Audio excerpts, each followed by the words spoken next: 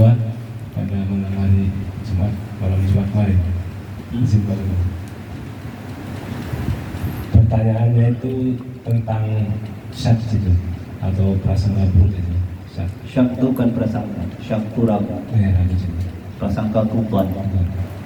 Makanya su'udhan, husnudhan. Kalau syak itu ragu-ragu mas. Dan salah-salah sebut ya.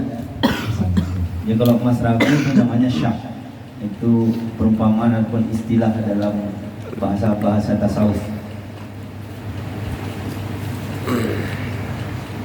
Yang saya tanyakan, apa sih Ziku yang terjadi jikalau kita syak kepada zuriat atau pewaris Rasulullah? Kita ragu kepada zuriat sama pewaris Rasulullah. Dan apa sih penyebabnya ragu itu? Dan bagaimana cara menghilangkan ragu atau syak itu Ziku? Ataupun agar kita tidak syak kepada guru lah, intinya seperti itu. Yang diragukan apa dulu? Yang diragukan misalnya ada prasangka buruk dari itu. Oh, terhadap guru. Iya. Oke. Jadi yang pertama perlu mas ketahui ya mas saya, bahwa sesungguhnya guru, ulama itu pewaris Rasulullah, zuriat Rasulullah. Dia berbuat buruk, dia yang bertanggung jawab. Kita sebagai orang awam nggak boleh bersangka buruk. Perumpamaan begini nih, seperti bab nikah saya bilang kemarin. Mau orang tua kita jahat, mau orang tua kayak manapun, kita sebagai seorang anak nggak boleh kita prasangka buruk terhadap orang tua. Karena kita anak belum pernah jadi orang tua. Kita tetap harus senantiasa berprasangka baik. Dan kepada ulama juga, kepada zuriat Rasulullah juga nggak boleh. Karena dalam keterangan ini ada keterangannya, orang yang paling dekat dengan derajat kenabian adalah ulama dan pejuang. Ulama memberikan petunjuk kepada manusia atas ajaran yang dibawa para rasul. Sedangkan pejuang berjihad dengan senjata mereka atas ajaran yang dibawa para rasul. Ini dengar Pak ya. Yuzanu yaumal qiyamati midadul ulama'i bidamis syuhada. Pada hari kiamat nanti, tinta ataupun karya tulis kitab para ulama ditimbang bersama tulisan darah para syuhada. Dan itu orang yang mati syahid jihad fisabilillah, dan hasilnya lebih berat nilai tetesan tinta kitab ulama daripada para syuhada yang meninggal di jalan Allah Subhanahu wa taala. Satu tulisan ulama, satu huruf lebih berat timbangannya daripada darah syuhada. Orang awam bisa benar karena lisan orang ulama kan? Apakah boleh orang awam syak terhadap ulama? Tidak boleh sih. Apa boleh orang awam mendikte ulama? Tidak boleh. Jadi tidak boleh. Makanya kita kepada ulama no comment. Kita orang awam. Orang awam itu orang bodoh. Awam itu artinya bodoh. Jadi orang bodoh jangan sok-sok komen-komen orang ulama. Ulama itu kan udah saya bilang kemarin, berasal dari 3 huruf, sehingga huruf itu dipisah-pisah. Ya kan itu. Pertama ilmu. Ilmu itu artinya mengetahui, pengetahuan. Habis ilmu dia amal. Ain, mim, lam juga. Amal. Setelah dia dapat ilmu, dia ngerjain ilmunya dengan pengamalan. Kalau benar pengamalannya disebut dengan alim. Ngerti? Jadi ulama itu adalah orang yang berilmu, orang yang beramal, orang yang benar dalam pengamalan disebut alim. Maka disebutlah dia ulama. Berarti ulama itu orang pandai ya? Karena orang tahu ilmu kan? Lawan ilmu apa? Bodoh kan? Betul kan? Berarti orang bodoh boleh nggak prasangka buruk terhadap orang pintar? Tidak boleh. Tidak boleh. Dosa nggak dosa. Kenapa? Karena dia itu pewaris Rasulullah. Karena dia itu contoh yang kedua tadi yang zuriat Rasulullah juga. Jadi nggak boleh. Jadi apa harus lakukan? Bertobat kepada Allah Subhanahu Wa Taala. Ingat ya saya bilang kemarin. Laulaka ya Muhammad lamma aflaq, kan gitu. Tidak akan kuciptakan alam semesta kecuali untuk Rasulullah. Rasulullah punya zuriat keturunan Jadi alam semesta ini Allah ciptain untuk Rasulullah Muhammad. Jadi alam semesta ini Allah buat untuk Muhammad. Setelah Muhammad wafat, ada namanya zuriatnya. Alam semesta ini punya zuriat Rasulullah. Setelah itu punya siapa? Punya pewaris Rasulullah, al-ulama warasatul anbiya. Semua punya mereka. Coba. Emas juga punya mereka. Dibunuh emas juga boleh gitu. Kalau sebenarnya aturannya. Tapi kan orang awam banyak menolak itu. Ngerti nggak? Emas aja punya mereka, coba. Emas mau dilempar-lempar kan boleh barang dia. Nah orang awam harus sadar tuh. Nanti kalau kita orang awam dilempar-lempar sama ulama misalnya, kalau misalkan salah, ulama kan yang bertanggung jawab. Yang dipanggil di akhirat orang awam apa ulama? Kalau ulama dititipin ilmu, tapi dia tidak membagi ilmu kepada orang awam, siapa yang salah? Ulama yang salah, bukan orang awam. Kenapa? Orang awam itu orang bodoh. Maka itulah gunanya ulama untuk memberi pengetahuan kepada orang awam agar supaya dia tidak awam. Orang awam salah.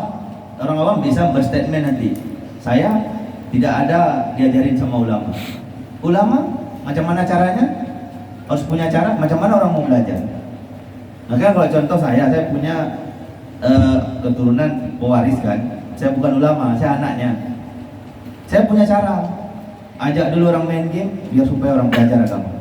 Ajak dulu orang main gitar supaya dulu orang belajar agama. Ajak orang main bola supaya orang belajar agama. Kenapa? Karena nanti saya ditanya sama Allah. Jadi saya harus buat macam mana cara. Sebenarnya kalau kita langsung bilang agama itu enak loh, orang nggak langsung percaya. Ikutin dulu kebiasaannya. Contoh Wali Songo, diikutin tradisi-tradisinya, baru dibilang agama. Nanti agama prioritas. Maka kita sebagai pendakwah harus cerdas dalam berpikir macam mana cara merangkul, karena kita dititipin ilmu. Jadi nggak boleh sedikit pun ragu-ragu terhadap ulama, apalagi terhadap guru. Itu tidak akan mendapatkan kemudahan, kesulitan yang ada. Kita contoh orang awam, nggak boleh kita nuntut. Guru ngomong kayak ini, tapi nggak dibuat, nggak boleh. Ngerti nggak gitu? Terus sadar kita posisinya di mana. Ngerti nggak? Nggak boleh kita. Kok kayak gitu ulama? Nggak boleh. Karena kita orang awam, apa hak kita? Kalau ulama kayak gitu urusan dia. Contoh misalkan ulama ngajarin gini. Yang dibilang aja nggak dibuat. Boleh sama-sama orang awam, sama ulama nggak boleh. Itu dosa besar. Orang kan nggak percaya kan kadang. Ya dites. Kalau saya gitu, nggak percaya misalkan kalau ngejek ulama, ngejek habaib nanti musibah. Coba tes aja gitu.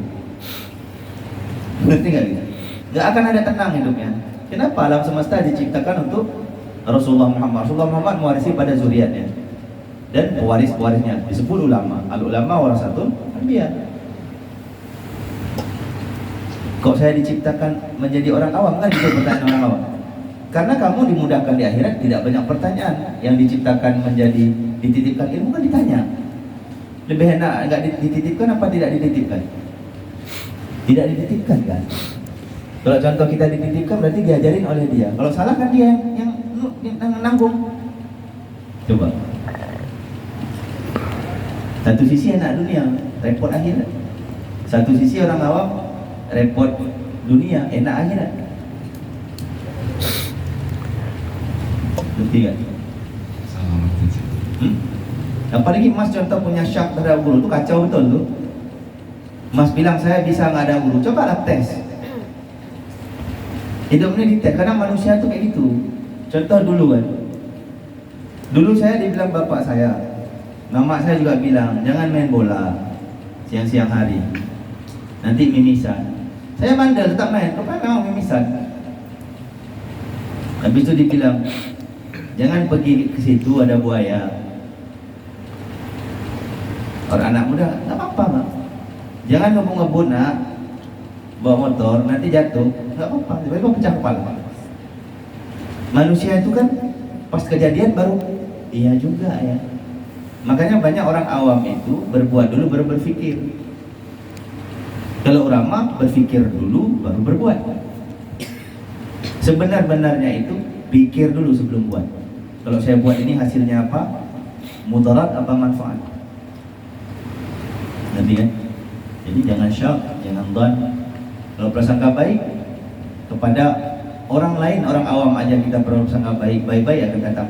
Bagaimana kita berprasangka baik kepada ulama? Saya mau tanya gini, pernahkah kita akhir zaman ini melihat Nabi? Enggak sih.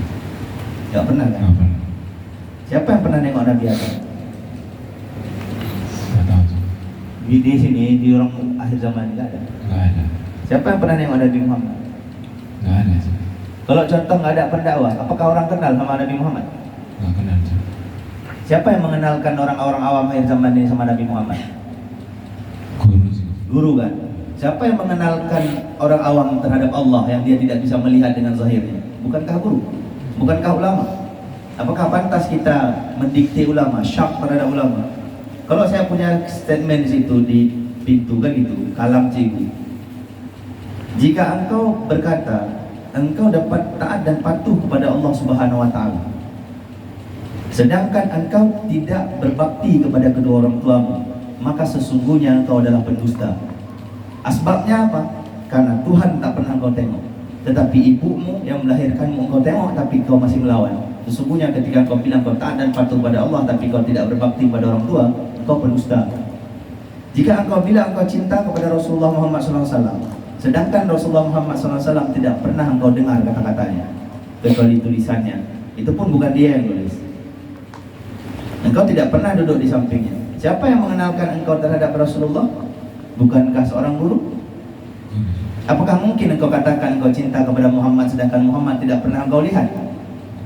Sedangkan yang sibuk mengajarkanmu, menguruskanmu siang malam segala macam, itu pun tidak engkau hargai. Kan gitu. Nah, sekarang kayak gini nih, bawa putar audio ya Mas ya.